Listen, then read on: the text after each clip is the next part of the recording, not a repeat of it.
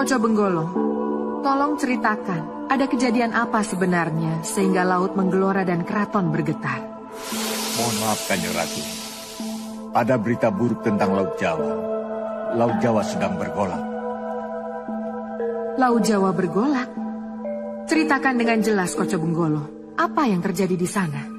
Penguasa Laut Jawa, Prabu Gentur Prahoro, didaulat untuk turun tahta, Nyi Ratu. Seingatku, Prabu Gentur Prahoro adalah raja yang baik. Ia bukan seperti Pangwoso Segoro yang rakus dan angkara murka. Kenapa harus didaulat mundur? Apa salahnya dan siapa pendaulatnya? Ada 3 kelompok, Kanjeng Ratu. Karang Prakoso, Kembang Lor, dan Pening Utomo. Kalian dengar sendiri laporan Koco Benggolo. Laut Jawa bergolak. Memang benar kita tidak terlibat langsung. Tetapi kalau perselisihan antara mereka terus berlanjut dan berkembang, mau tidak mau kita akan terkena dampaknya juga.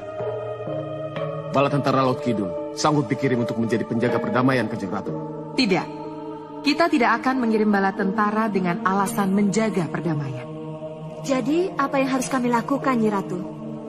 Kalau dulu Prabu Gentur Prahoro pernah menolong Keraton Kidul di awal pemerintahanku, apa salahnya kalau sekarang ini Ratu Kidul menawarkan jasa?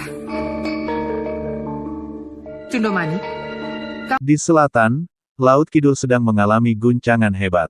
Sang Ratu Kidul, penguasa lautan tersebut, merasakan dampak dari kegelisahan yang merambat dari Laut Jawa. Setelah mendengar kabar dari Koco Benggolo, sang penasihat setia, ia menyadari bahwa masalah besar sedang terjadi.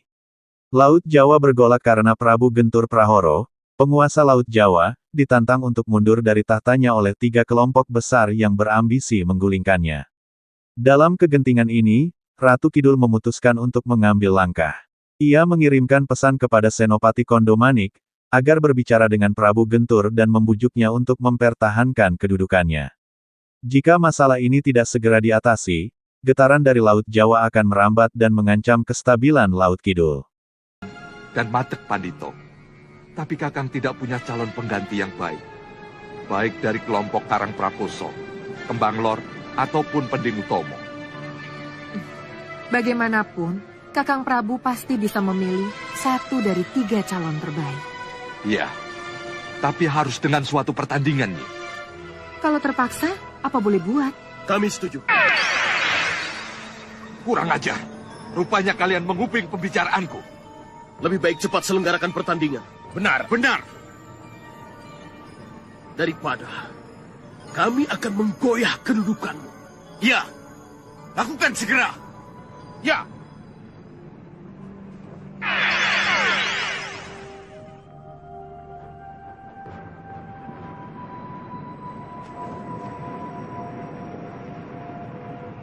Sudah tidak bisa dihindari lagi, Kakang Prabu. Biarkan mereka bertanding. Kalau memang itu yang harus terjadi, terjadilah. Tapi Kakang mohon dengan hormat, Nyi Ratu harus hadir sebagai juri yang adil. Jangan khawatir, aku pasti datang.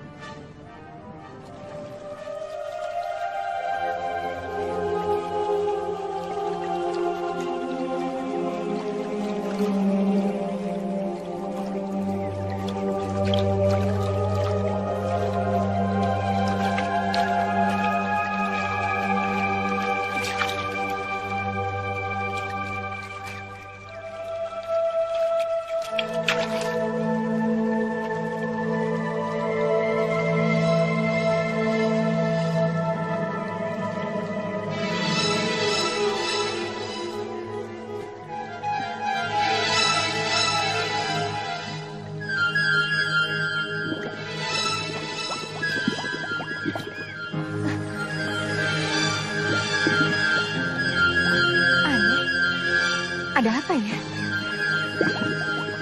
Di sisi lain, Kembang Tanjung, seorang pendekar wanita yang sedang beristirahat di tepi telaga, membasuh wajahnya dengan air yang jernih.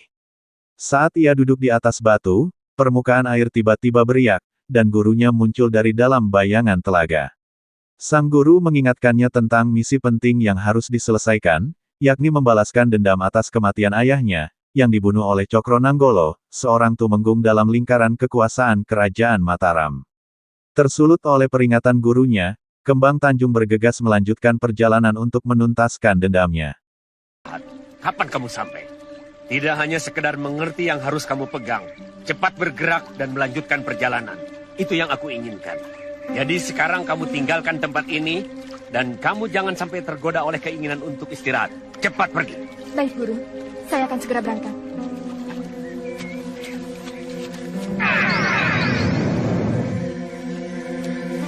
Mudah-mudahan istirahatku sudah cukup.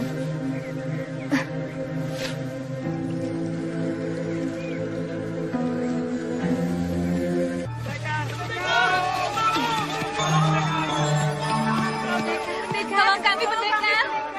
Tolong kami, pendekar. Tolong kami, pendekar. Ada apa? Apa yang terjadi? Ada laba-laba raksasa yang mengganggu desa kami, pendekar. Laba-laba raksasa? Iya, laba-laba jadi-jadian pendekar. Laba-laba jadi-jadian, pendekar. Laba-laba jadi-jadian? Iya, pendekar. Tolonglah kami, pendekar. Saya tidak tahu apakah saya mampu berhadapan dengan laba-laba seperti itu. Tapi, marilah antarkan saya ke tempat binatang itu berada. Baik, pendekar.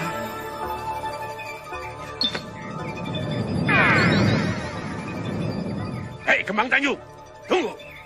Lanjutkan saja perjalanan. Tak perlu kamu tolong orang itu. Hei, tunggu!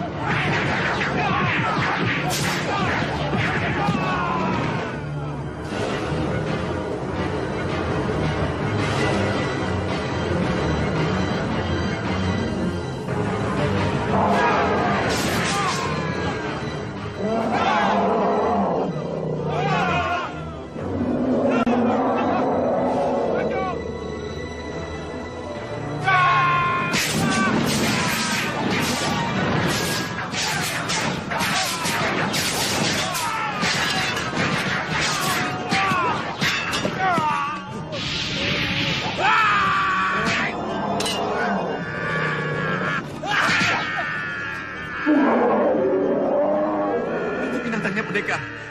Jangan biarkan dia memakan korban lebih banyak.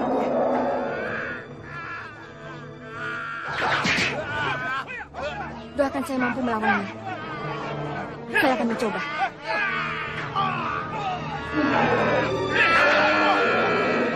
Namun, sebelum ia bisa pergi terlalu jauh, sekelompok warga desa datang memohon pertolongannya. Tanpa ragu, Kembang Tanjung bersedia membantu mereka, meskipun gurunya muncul kembali dan memperingatkannya agar tidak ikut campur. Kali ini, peringatan itu diabaikannya, karena hatinya tergerak oleh penderitaan warga.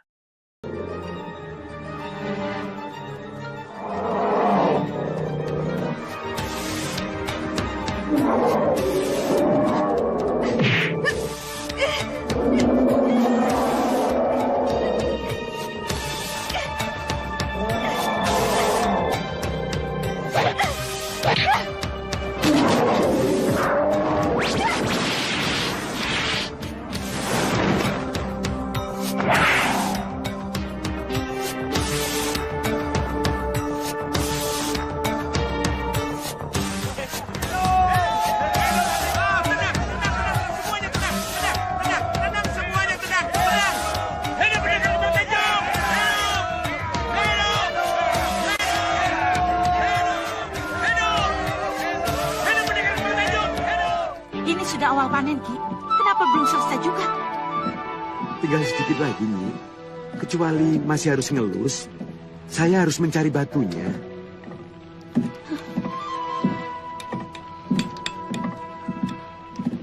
Baiklah, saya beri tambahan 7 hari lagi.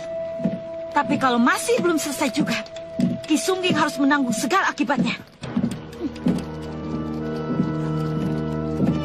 Gusti.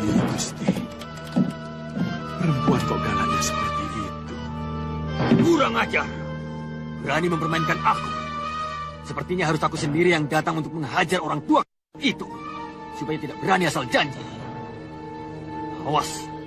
Kalau sampai hari ke-7, kalung itu tidak selesai juga. Aku bunuh kau, Ki Sungging. Nanda Raden, ingat, ini boleh panas. Tapi kepala harus tetap dingin. Jangan sampai hanya karena Nanda Raden tidak bisa mengendalikan diri, semua rencana jadi berantakan.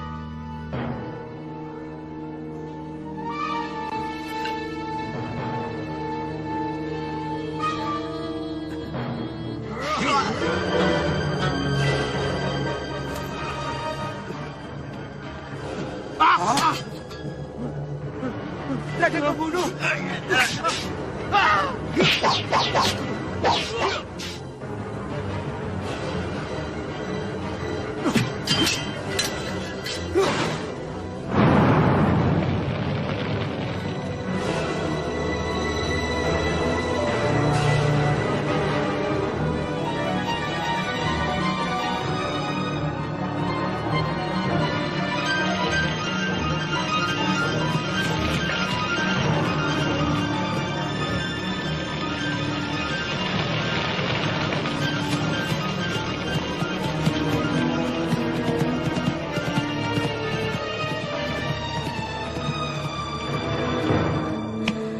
Dia sudah selesaikan. Saat malam tiba, arwah Ki Sungging muncul di hadapan Roro Andini.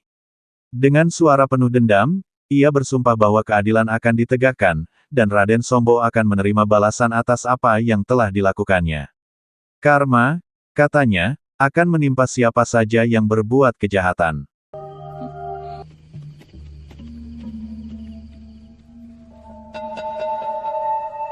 Hasil karyamu memang sangat indah, Ki Sungging. Sebetulnya sayang sekali kalau kalung ini kuberikan sebagai hadiah.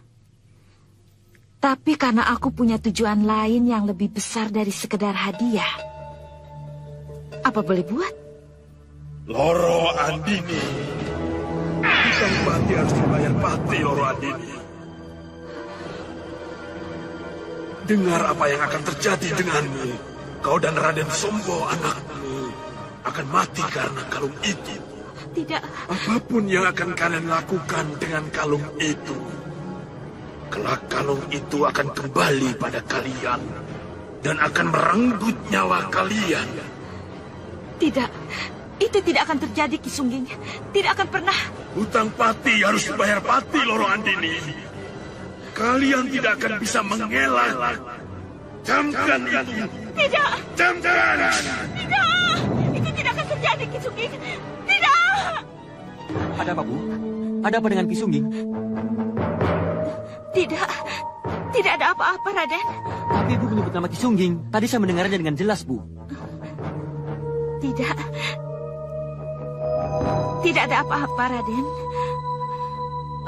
Oh ya, kenapa kita tidak membicarakan masalah Ambarwati saja? Bagaimana pendekatan Nanda Raden? Berhasil? Iya, saya sudah berhasil dekat dengannya, Bu. Tetapi jangan terlalu buru-buru masalah kalung. Saya takut dia curiga nantinya.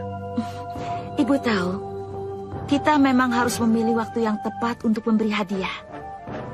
Iya. Dan waktu yang tepat itu harus kita cari, Bu.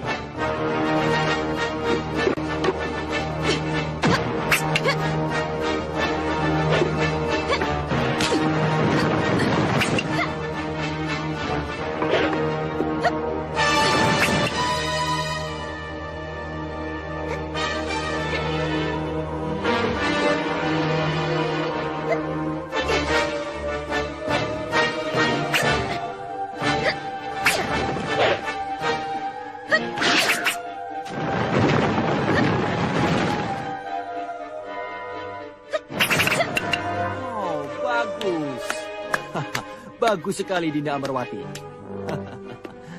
Oh. Di tempat lain, Roro Ambarwati, Putri Tumenggung, sedang giat berlatih seni bela diri. Keterampilannya semakin meningkat, dan ia telah menjadi pendekar yang tangguh. Namun, suatu hari, Raden Sombo, kakaknya, datang dan mendekatinya dengan sikap yang tampak hangat. Pada awalnya, Roro Ambarwati merasa curiga terhadap niat sang kakak, tetapi seiring waktu, kecurigaannya memudar. Raden Sombo memberikan sebuah kalung kepada adiknya, yang diterima dengan penuh sukacita. Tanpa disadari, kalung itu merupakan bagian dari rencana licik sang kakak, yang berusaha menjerat dan menguasai jiwa Roro Ambarwati. Namun, sang adik belum mengetahui bahaya yang mengintainya. Dengan setiap langkah, konspirasi dan dendam terus berputar, seperti ombak lautan yang tak henti-hentinya mengguncang pantai. Kebetulan saya dan Rai Seto Satrio punya kewajiban untuk berlatih ilmu kanuragan. Pada saat itu kan, Dinda belum suka pada ilmu kanuragan, kan? Ya, Dinda tahu itu. Tapi sekarang, selain Rai Seto Satrio tidak ada, kini Dinda punya kegiatan baru. Dinda tekun berlatih ilmu kanuragan. Apa itu bukan suatu daya tarik? Dan apa salahnya seorang kakak memberi perhatian pada adiknya yang sedang giat berlatih? Jadi benar, tidak ada tujuan lain. Ada, adikku. Ini. Kanda ingin memberikan hadiah. Lihat bandulnya. Indah sekali, kan? Wah, indah sekali. Tapi kalung ini seperti punya Ibunda Ayu Sekarsari. Kenapa? Kamu tidak suka?